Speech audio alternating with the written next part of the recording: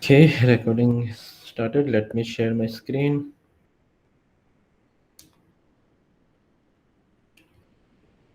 Just 1 minute.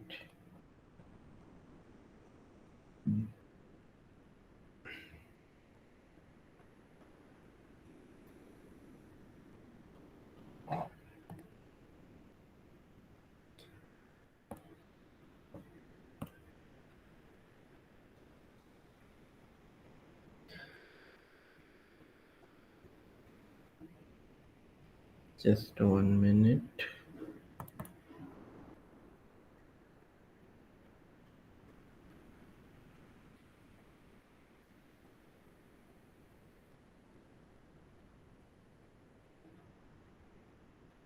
Yeah. Okay.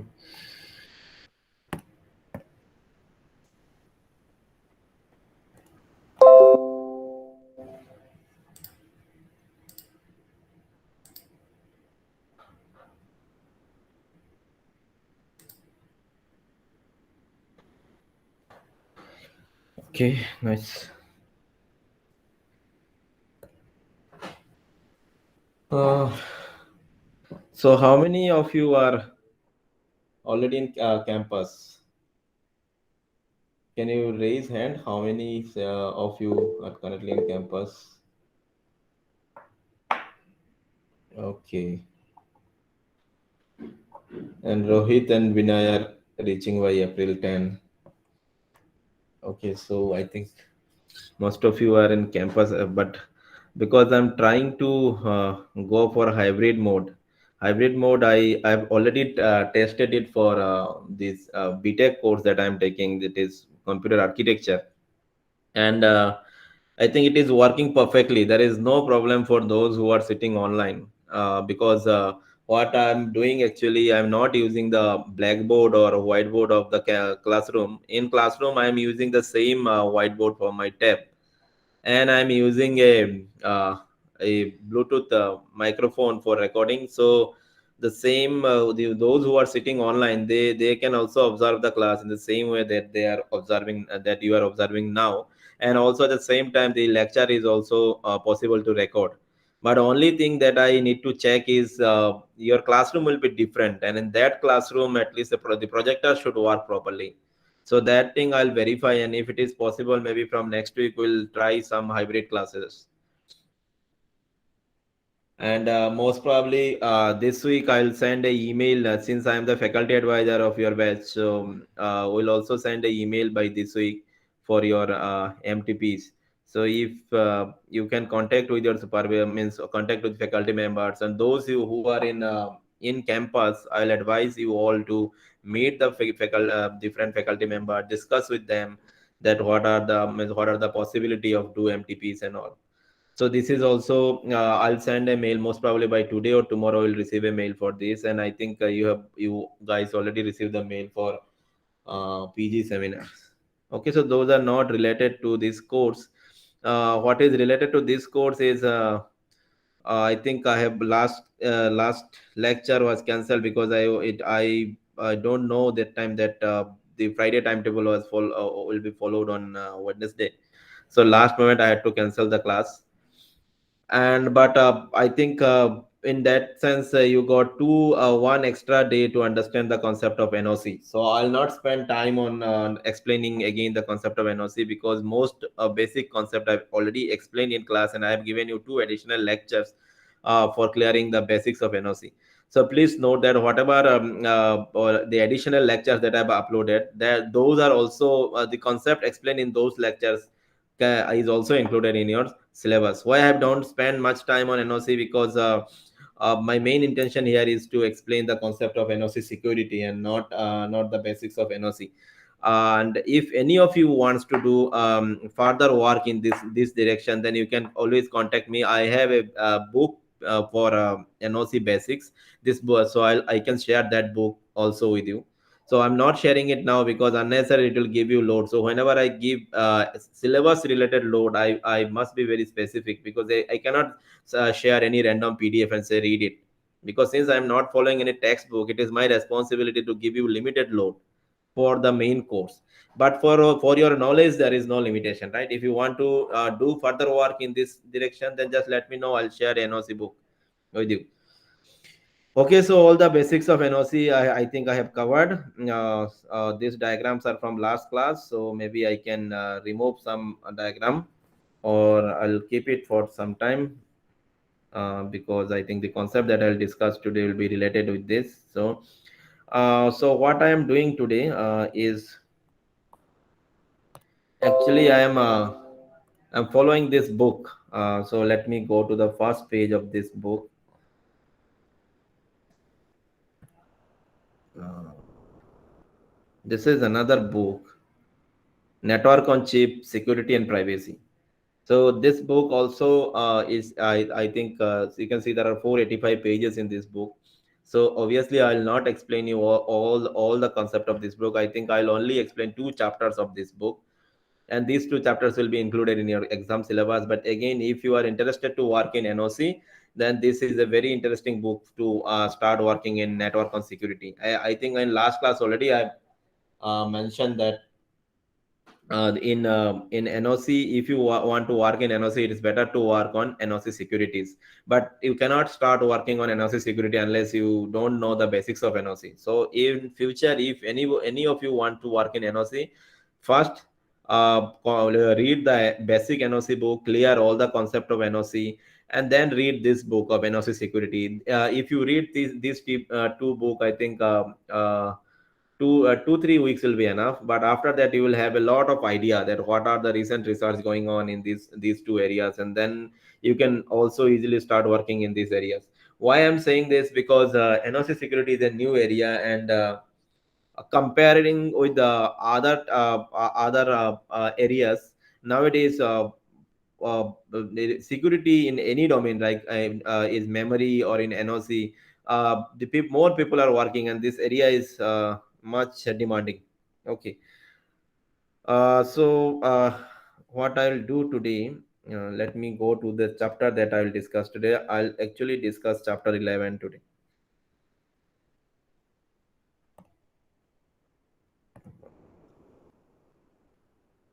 Huh. So in chapter 11, it's Manju, Abhijit, John, and Pravat Misra. So first three authors are from IIT Guwahati, and last author is from University of Florida. So before going to this paper, I'll explain some generic terms. First term that I'll use today is called sorry,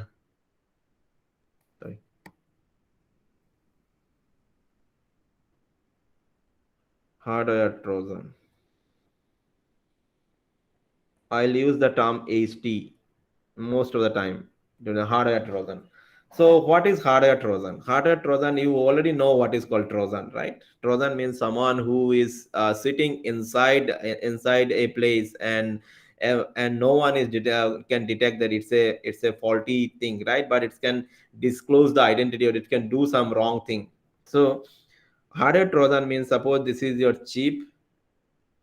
So inside this chip, if there is a hardware module exists here, which is not as per the requirement. Suppose this chip is a Intel processor designed by Intel, but somehow there is a, so if there is a processor designed by Intel, so every module, there will be very small module in this processor, right? So every module has its own requirement, own task, right? But suppose there is a module here, this is not exactly doing the purpose, it is doing something else. It is doing something else, so that then it can be called as hardware Trojan. So maybe the next question is how it is possible, if Intel is designing a chip, then how it is possible that a malicious hardware module will be present inside the chip and it can do something wrong? This is because the process of fabricating a chip, or the process of designing a chip, is a many levels. It goes from many level, and maybe in one lab sitting in India doing the initial research related thing, then maybe another lab sitting in US will do will design the floor plan, and maybe the final fabrication is doing in some other countries. So even if within one company, but there will be different labs and different people will be involved in it. This is the first thing. Another thing is, sometimes it may be possible that that because of market urgency and all, the company has to release their product within a deadline in the market. So what normal sometimes they do, they sometimes they use some third party IPs also. IPs mean intellectual property. So when you design a chip, small units will be there, right? So maybe some hardware module or some intellectual properties they may purchase from third party. So when they are purchasing some module from third party, though those will be trusted third parties, but who knows if because there are multiple countries involved, right? So every country thinks their nation is first, right? So if we are purchasing some IP from a very trusted third party, but it is from some other country, and if there some there in a country nation related interest is involved, then they may include something like this, right? Hardware trojan. Okay, I'll explain you the means what a hardware trojan can do. At this moment, I'm only explaining that how a particular IP inside a chip can do something else which is not expected, and I'm saying it is hardware trojan. So these are some possibilities of hardware. Another possibility is maybe from the company only. If there is a person, as I said, there are multiple nations involved, right? In any bigger chip manufacturing companies. So for any employee, if employee thinks like that his nation is fast, or some suppose a employee thinks the employee has some other negative minds, right? Everybody is human being. So in that case, if he or she is a mean designer, so this type of malicious hardware circuit can be included in many phase by these people also. Okay, so one of the phase maybe when the RTL level design is going on. If someone changes the RTL level design and embed something else, this is also one possibility, right? So in short, there are different ways through which it is possible that within a chip there will be some hardware module inside which are malicious. So in this course, we'll only assume this. But the chapter that I'm showing here, in that chapter that it is explained in detail that what are the different types of hardware trojan. But since here in this course we will take an assumption that hardware trojans can be present in a chip, that will assume how to design hardware trojan, what are the different fabrication level through which hardware trojan can be installed within a chip and all. Those will kindly ignore, because otherwise we have to shift in a different direction. Okay, so this is one point, but the next question is why these hardware trojans are not possible to detect, right? During the testing and verification phase, because when a processor has been designed, after designing every chip, it's not just the processor. After designing every chip, the chip has to go through some testing and verification phase before it is market quality tested and launch it to the market. So why this type of hardware trojans are not detectable during the fabrication phase? This is because the changes that they made are very small, and since there will be many modules in a chip, so many time it is not possible to check all the to go for all different types of testing for every module. It's also not possible. So that's why sometimes it has high chance that sometimes this type of hardware module can bypass this testing and verification phase, and it will be there in the chip. This is one thing. But there is a limitation also, that if suppose in a hardware trojan, if your hardware circuit, the malicious circuit, that suppose you are a attacker and you want to insert a hardware trojan inside a chip. So you have to understand in this way also, that if the malicious content, that is suppose this black circle that I'm saying, if the hardware overhead of this is much higher, and it is doing a very complicated thing, it is using a lot of memories and all, then that will be very easy to detect during the testing and verification phase, right? So as a attacker, when they design a hardware trojan, they has to consider these points also, that their hardware trojan must be very simple. Because if it is a complicated thing, if they think that no, my hardware trojan will store 2 MB of data, so that is not possible. Because if you're using a 2 MB of memory inside a chip, then your area will be much higher, right? So based on this, it will be easily detected. So if suppose a company is purchasing some hardware, these routers, right? Here, if I go, these are called router, right? So suppose if a company decided that no, I will buy some the components of like NoC router from a third party. So the NOC routers, the area, then hardware specification, right? The area consumption and all must be same. Even suppose out of this four router, if the attacker thinks that no, I want to make this one as malicious router, then also the it should not increase the area much higher, because in that case, it will there will be a difference between this router and other routers. So the main conclusion here is, as a attacker point of view, the hardware trojan must be designed in such a way that it cannot be detected in testing and verification phase, and it is possible that a hardware trojan can bypass this stage. So there are two types of research possible here. One sorry In case there are three types of research possible.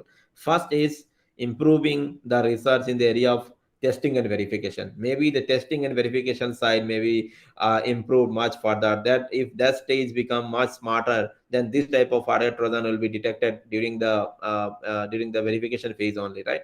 This is one way of research. I think this is out of our scope, because we are not dealing with real hardware design here, right? The next two scope is another scope is, if we assume that hardware trojan is can be present in a chip that is available in market, then what are the different types of attack possible on it?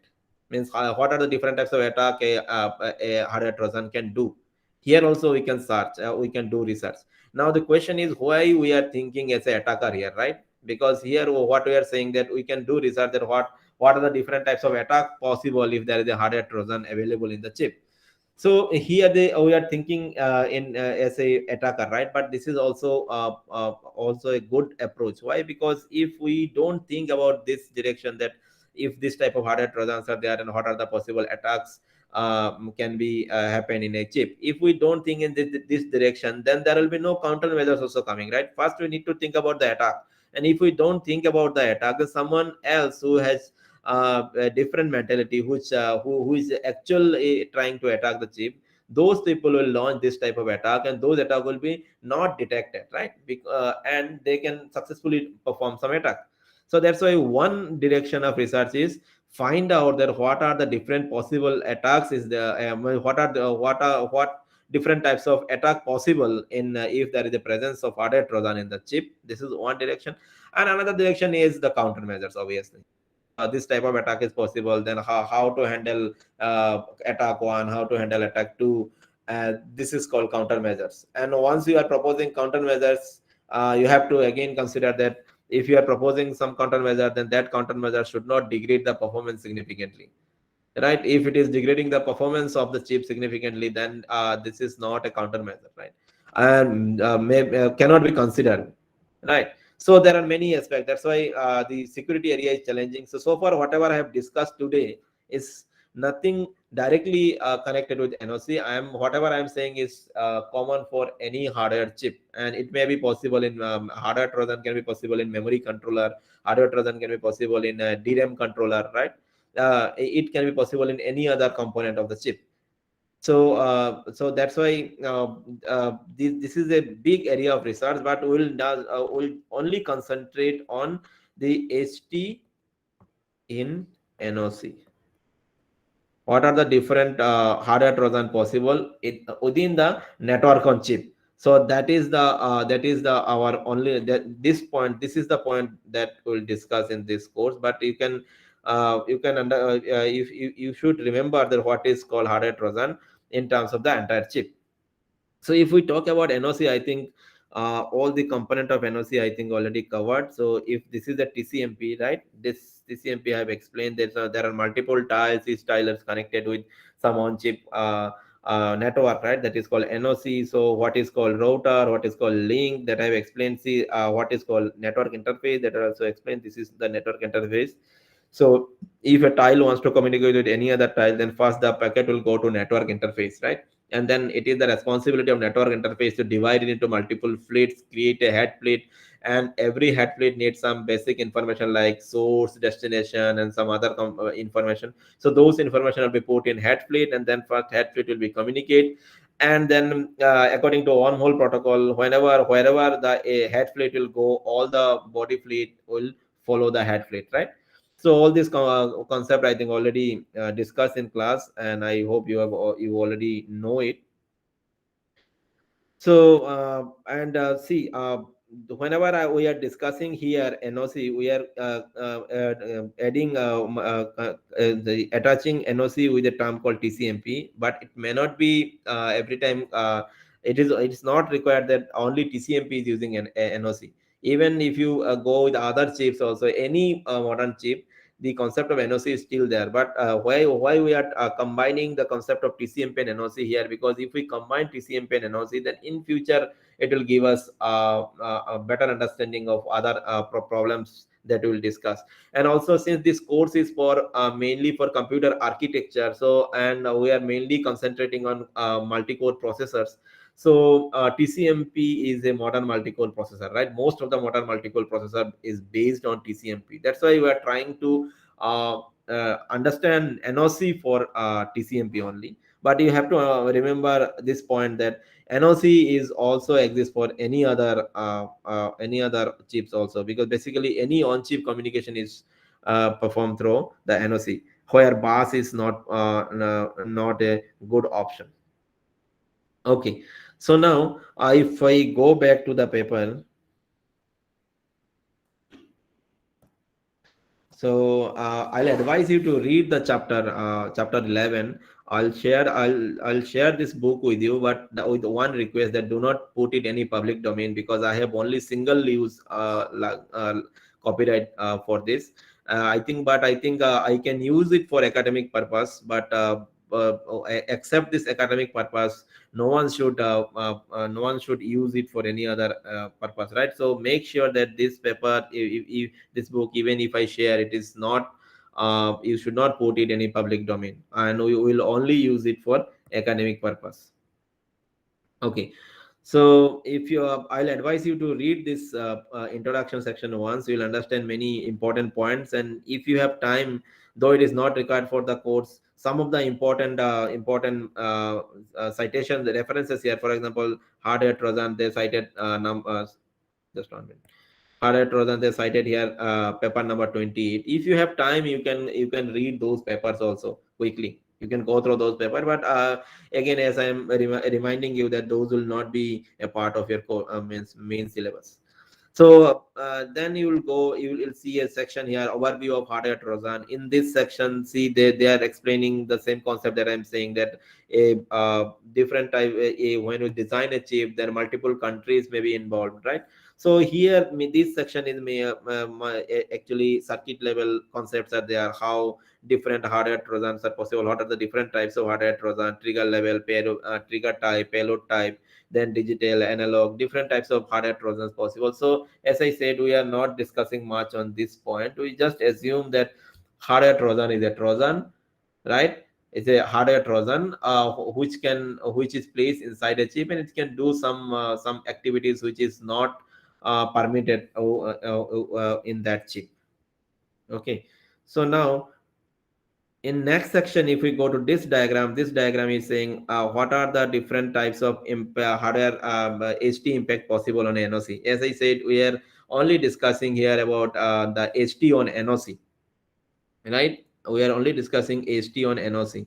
So what are the different types of problem it can create if there is a hardware trojan present on NOC? So first, it can misroute a packet. See, if you say denial of service attack, so these attacks are called DOS attack, denial of service attack. So DOS attack means it is not stealing any information from the chip, but it is trying to means degrade the performance, or it is trying to degrade the chip. Then that's why it is called denial of service. So you can see there are many denial of service attack possible. One is called misrouting. Misrouting means, if what about, suppose this is your NOC, and if a packet needs to go through this direction, but if it is misrouting to this direction, then it is called misrouting. Flooding means, if there is a hardware trojan possible, trojan is there inside the NOC, and it is creating unnecessary packets. Means normally packets are sending from source to destination, right? But if we assume that there is an intermediate in intermediate place, there is a hardware trojan present, and this hardware trojan is unnecessarily creating some packets, and it will inject it in the network. So what will happen ultimately? It will flood the network, right? And in that case, if we do this, then maybe after some time there may be a situation, deadlock like situation may arise. Live lock can also possible. Live lock means deadlock means there is it is locked and it is dead, right? Live lock means suppose there is a routing protocol, a routing protocol is changed, and now a packet is moving in this. Live lock means the network is not dead, but it is still circulating in here.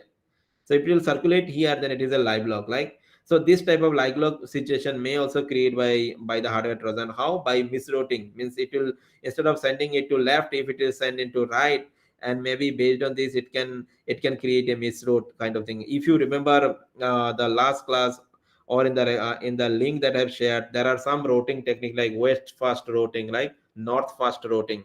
So it means that north fast means if you want to go to north, then it will go at the beginning, and once it start moving in any other direction, it should not go to north, right? So this is the rule, but HTs are there, right? They are trojan, right? So they can break the rule, right?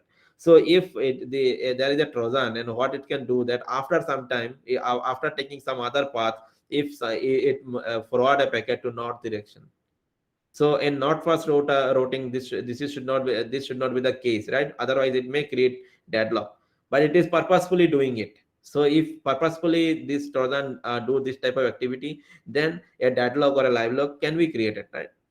And bandwidth denial, obviously, if it is create suppose if it is going for flooding the NOC, like it is creating a lot of unnecessary packets, then it can consume the bandwidth, right? Or suppose that these are routers, so this is source and this is destination, and this router is, suppose this is hard, there is a hardware trojan exist in this router. So, and what this hardware trojan is doing, it is dropping the packets, the packet that is sending from source to destination, this hardware trojan is dropping random packets, suppose. So if it's drop random packets, then what will happen? Then those packets will be again need to be sent by source to destination. So in that case also, the bandwidth will be misusing bandwidth, because normally in NOC we assume that if source is sending a packet to the destination, then it will always reach to destination. We assume this, and most of the modern NOC assume this. But if there is a hardware trojan, just imagine that the packet is dropped. Okay, so if the packet is dropped, then they have sources to send the packet again. So this type of problems, so all these problems that I'm discussing here will create performance issues, right? Performance issues. So they are not related with data correction issues. Means so data will be still correct, right? So if there is a retransmission facility is there, for example, if destination after receiving a packet will send acknowledgement to this sender that okay, I have received the packet, and then only if this transmission stop, then this hardware trojan can only create performance issues, because if this hardware trojan drops the packet, then this destination will not send anything. So in that case, the sender will again send the packet back. But in reality, in modern NOC, this type of things are very common in the network that we study, right? In the general network, this type of acknowledgements are there. But when we discuss about NOC chips and the NOC chip that is currently available in market, this type of acknowledgements are not there, because implementing this type of acknowledgement is again a very performance overhead kind of thing. So all the modern NOC, they still consider that if a packet is sending from one point to another, then packet will eventually reach there without any problem. So you can imagine that in that case, if there is a hardware trojan is dropping a packet, then it may create data corruption also, right? Because incorrect situation may arise, because the block is simply dropping from here, and there is no acknowledgement facilities. But this is the condition of real chip which is available in market. But as you know that research always go in advanced level, like, so in literature, if you see, there are different kind of NOC already proposed, where people have discussed about this, and how efficiently a destination can send acknowledgement to the source and all. So those type of papers are also there in NOC. And I think in last class I said that NOC, there are a lot of work already done in NOC, right? So you can understand that yes, this type of acknowledgements are already proposed in literature, though they are not implemented much in the real chip, but they're in literature. So we can assume that in future maybe those will be implemented in real chip also. So whenever we will think about some attack, whenever we'll think about some hardware trojan, we have to first understand that which network NOC we are considering, that what is the capability of the network. So that is normally called threat model. So we'll also discuss threat model after some time. So, but before that, here in this diagram, we are only trying to, we are only explaining what are the different types of attack possible by a HT. So first, DOS I have explained, data corruption. That one of the data corruption I have explained, that if it's drop something and there is no acknowledgement, then it's a data corruption. Another data corruption is suppose acknowledgement is there, but the HT is changing the bits. The packet that you are sending, maybe 1 or 2 bits, the HT is changing of this packet. If this is happening, then your entire data is corrupted, right?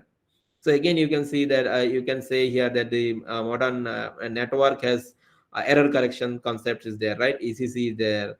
So so based on this ECC, maybe this type of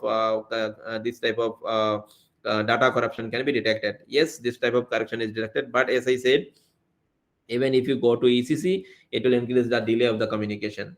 And that's why most of the modern chip that is available in the market, I have not implemented ECC, but same logic is true here also, that research is already advanced and people have designed this type of proposed already error correcting policies for NOCs. Okay, so so threat model will be very, so whenever we'll discuss some attack, we'll first discuss the threat model, that whether we are assuming a ECC is there or whether we're not assuming a ECC is there. So we'll discuss all these things. First we'll discuss the threat model, and then only we can discuss about the attack or countermeasure, because both things are possible, right? Even if, as I said, research is already advanced and ECC is already there, acknowledgement techniques are already there, then why why companies are not adapting them, and why their chips are still going sending unencrypted data, not considering ECC? Why it's so? Because there are some overhead already there, right? And still companies are not possible to design a chip which is efficient and using all these techniques. So even if you assume a recent NOC chip that is available in market, and you are trying to put some attack on it, that is also a research, right? But you have to give a assumption that we are not considering this thing in this NOC. So that is called threat model. Information leakage, I think last week in one lecture I've explained you two common well-known attack called side channel attack and covert channel attack, right? Covert channel attack I've explained in terms of last level cache using prime probe, and also using with a 6-stage CPCC attack, right? So these type of attacks are called information leakage attack. It is leaking information from one application to another application, right? So those type of attacks are also possible using NOC. So mainly, normally in this course, we will not much concentrate on this information leakage, because we will only concentrate information leakage in terms of last level cache, not in terms of NOC. But this section is also interesting. If you want to know about this, then this in this book there are some chapters on the information leakage also. Then functional modification. Functional modification means some circuits or some gate from the NOC is changed. For example, suppose there is a OR gate present in somewhere in the NOC, and attacker has changed this OR gate to XOR gate. So this type of attacks are possible, which what it will do, it will change the functional thing. So for example, in some place, if it wants to add to information, then if the circuit is changed, maybe it will subtract.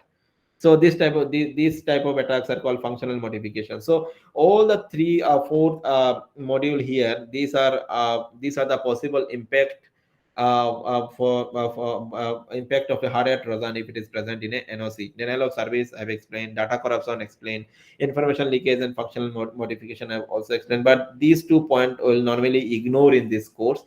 So and also what I'll advise, if you want to do further research in this area, then first try to concentrate on this part, whatever, because it will be easy for you to understand also. Because if you want to do something on functional modification, maybe it will be difficult. Information leakage part is also maybe you'll face difficult, because here you have to understand first side channel attack, covert channel attack, and then you must have some knowledge of side channel and covert channel in terms of last level cache and all. So if you want to spend less time and only want to concentrate on NOC and NOC securities, then the first two options are better.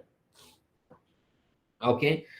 So with this, if we scroll down, the next point is, if we only concentrate that HT on NOC, then where are the what are the modules of NOC where HT can present? Some important modules of NOC are NI, network interface, that I've explained to you. Then router, then link. Inside router there are many other things, right? Inside router there are input output buffers, right? So input output buffers will be there inside router. Then there is a logic unit is there, that is called for circuit level switching, right? So there is a switching logic is there, that suppose this is your, these are the input ports and these are the output ports of a router. Suppose this input port need to communicate with this output port. At this moment, this input port need to communicate with this output port. So these are some stage there, na circuit level stage. So these are in this stage, this circuit level communications are established. So a router, a Trojan can be placed in NI also. A Trojan can be placed in router. Inside router, it can be in buffer, input output buffer.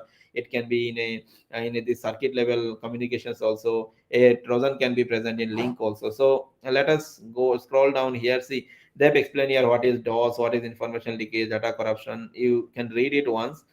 Different placements of hardware Trojan means where the hardware Trojan can be placed. First, they're explaining that Trojan can be in network interface also. So if you remember network interface here, so this is network interface, right? See, this is network interface. So what are the, if there is a hardware malicious module, hardware module exists inside network, then what are the possible damage it can do? One of the possible damages, as I said, every time it is the responsibility of the NI to first collect the data from the tile, they create a packet and then divide the packet into multiple fleets and then inject it into the nearby router, right? And once it is injected in the nearby router, automatically the NoC routing protocol will send it to the destination. So if there is a malicious hardware present in the NI, then it may create a copy of this package.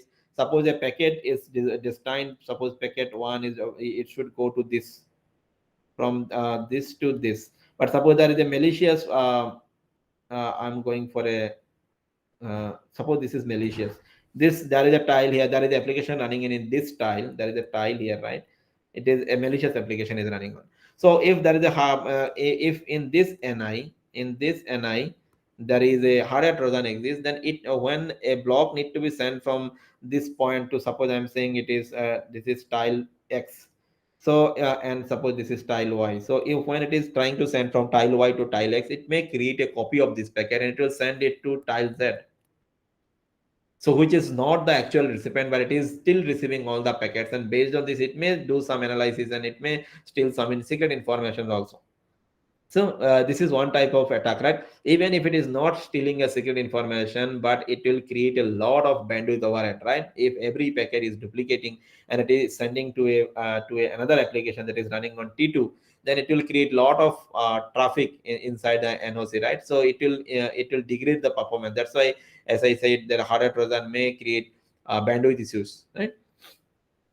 And so this is one type of attack. Another type of attack in NoC is possible is sorry see if it is making a copy of every packet and it's setting to another destination, then these intermediate routers will be also busy of sending these packets, right? So in that case, just 1 minute.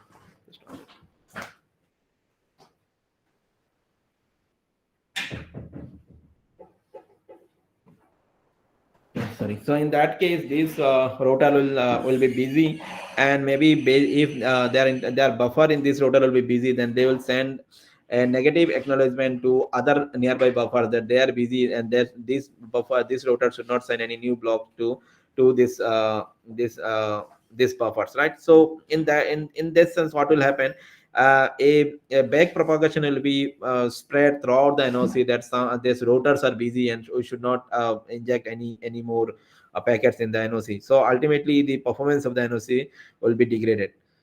So this is the possible attacks that if there is a HT present in network interface. So now if we scroll down here, they have explained it here, so I'm explaining it upper level. I'm advising you to read this paper once from this read this chapter from this book.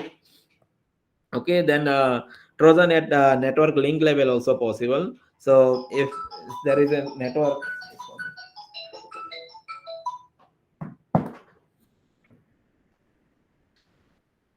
so so see, you can see if inside the link also there are some types of other Trojan possible, but no, I'm ignoring it here. because you can read it from here, but it is not directly related. So Trojan at link I'm ignoring. Then Trojan and input output buffer. So in the router, as I said, in the router, every router has some input output buffer. So if there is a Trojan present in the input output buffer of a router, then what are the possible damage it can done? It can perform.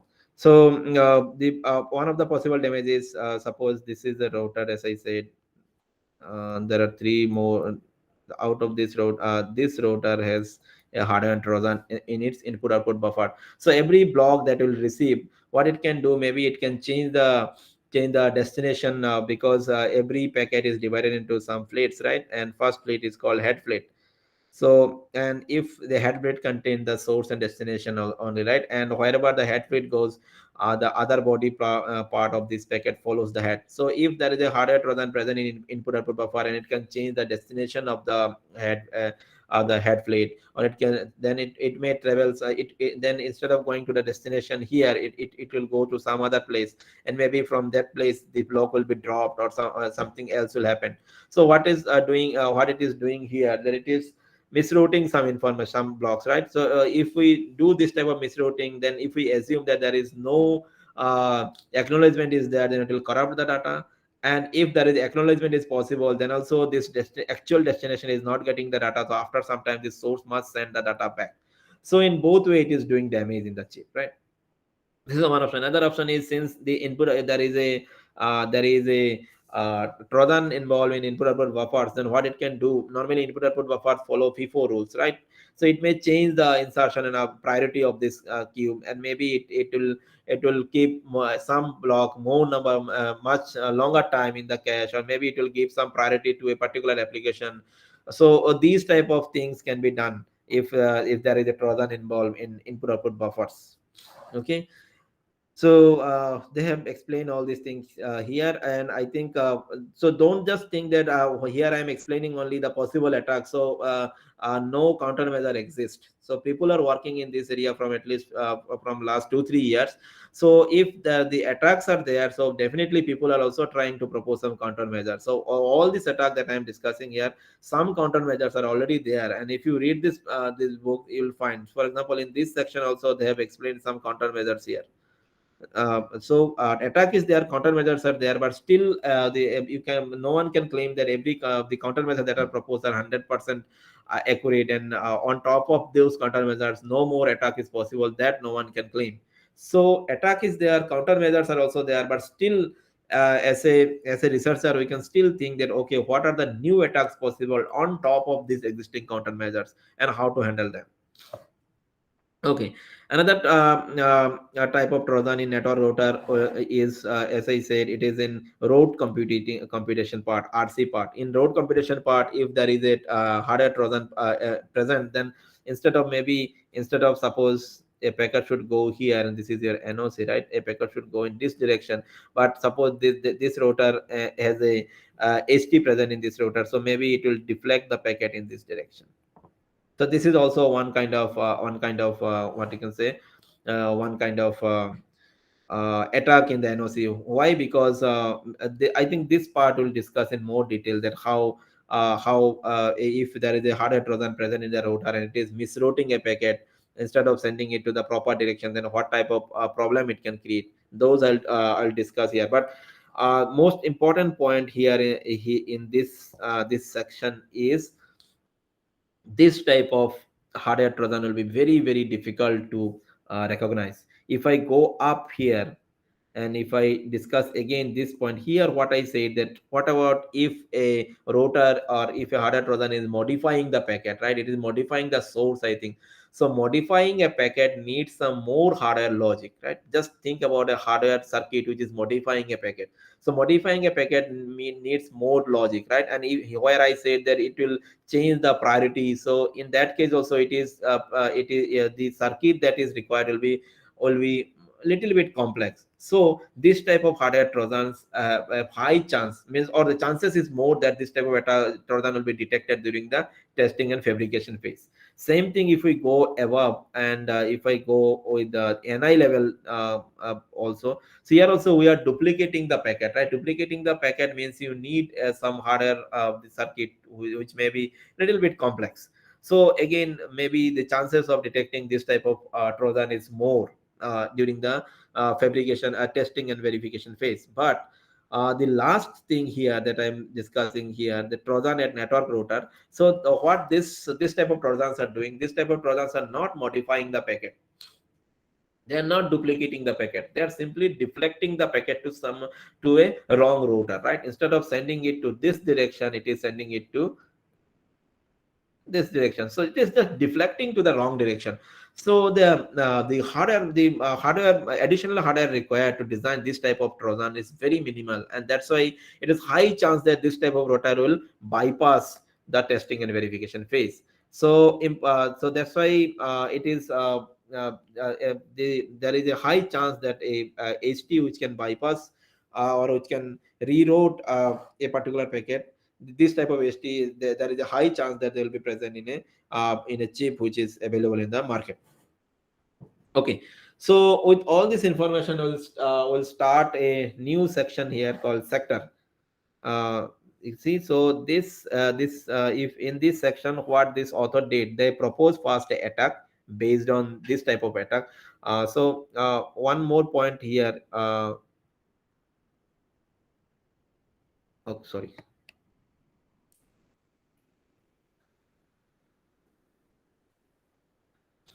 If there is a router, if any NOC router, if this type of hardware Trojan present, then we'll call it as HT router. So just note down this term, because this term is not a standard term, and I think this book also, this chapter has also not used this term HT router, but I will use this term, and it will be easy for us to understand the concept. So remember that if there is a hardware Trojan present in the router, suppose this is the router, there can be different types of hardware Trojan present in this router, right? So we are not considering any other Trojan here. If there is a hardware Trojan present in this router and that can do this type of effect, so where it can perform changes in route computation, right, and it is deflecting the packet in some other direction, then this type of hardware Trojan, if present in this router, then we'll call this router as HT router, and other routers will call as normal routers. Okay, so this section in sector, what they said, they first explain a possible attack if HT routers are present in NOC. I hope you are understanding what is HT router, right? So if HT routers are present in NOC, then what are the possible attacks? They first propose an attack here, and then they give a solution of this attack. So if you as I said, if you are working on any security related work, maybe it is an attack, or if it is not attack, if it is, you are proposing a counter measure also, in both sense you have to first discuss about the threat model. Threat model means which architecture you are assuming here, right? So as I said, for this work, you can assume a NOC, right, that assume that the routers are not allowed to modify any packet, right? Suppose there are a lot of routers here, routers are not allowed to modify any packet, that you can see. Or you can say that if a packet will be dropped in the middle, then assume that there is the acknowledgement policy is there, and acknowledgement policy will resend the data. If there is a data corruption in the network, means if a route then also there assume that there is a error correcting code is implemented, so that will be detected and the packet will be resent. So what you are you can assume that your underlying NOC is not possible, in the underlying NOC it is not possible to corrupt any data. That also you can assume, but I don't think that threat model is exactly same. But I think we can assume this, that ECC is implemented in my NOC, acknowledgement is implemented in my NOC, router cannot modify any block, cannot modify any block, right? So you can assume all these things, but even after assuming all these things, I think the HT router can still deflect, right? It is even all these things are present, it can still deflect. And why I'm saying that, considering this threat model is better, because in this threat model you can see that lot of things are already there, but still the presence of still a HT can present, and because and the logic of this HT will be very very small, and it will be very difficult to handle. Okay, so I think their threat model will be little different. I think they don't consider this last part, but you can consider this all these parts also.